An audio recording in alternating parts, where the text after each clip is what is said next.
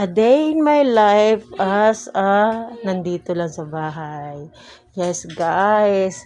Actually, guys, yung auntie niyo, ang daming nagtatanong sa akin sa inbox, guys. Bakit daw wala akong update about sa moving up ko or graduation?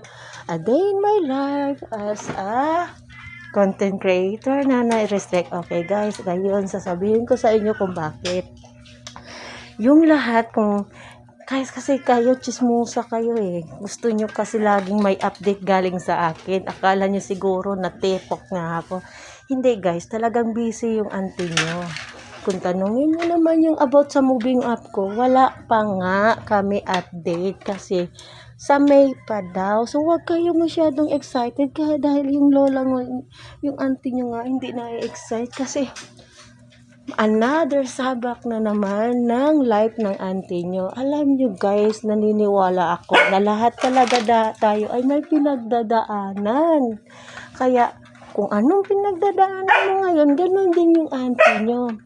A day in my life as a mama nito.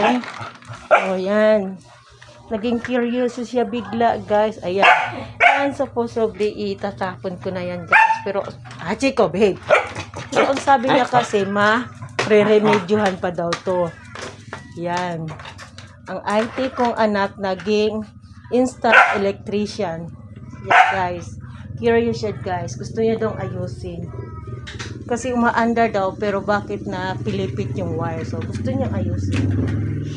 Yan yung aso namin. Kailangan siyang talian kasi pag hindi mo siya tatalian, saan niya pupunta. Actually pala guys, itong bahay na to ay may 3 kwarto. 2 malaki at saka isang maliit sa gitna. Yan guys, di ba? Unang tira namin dito guys, sabi ko wow, malaki yung bahay. Pero ngayon guys, tignan nyo. Di ba? Parang yung maliit na magkasya lang ang 4 o 3 tao. Kasi nga guys, dahil sa mga kabubot na to, so napag-isipan ko talagang i-dispatcher tong iba o kundi kaya itong mga pre-lab ay ang bra. I-online selling ko yan para naman mapagka-print. Andun din yung basin na dapat sana i-gawin namin dahil nga out of budget. Ayan, nakatambay lang dyan. Pero hopefully soon makagawa din ako na intact na CR. Yan guys, nakikita nyo yan. Oy, behave! Behave. Behave ba?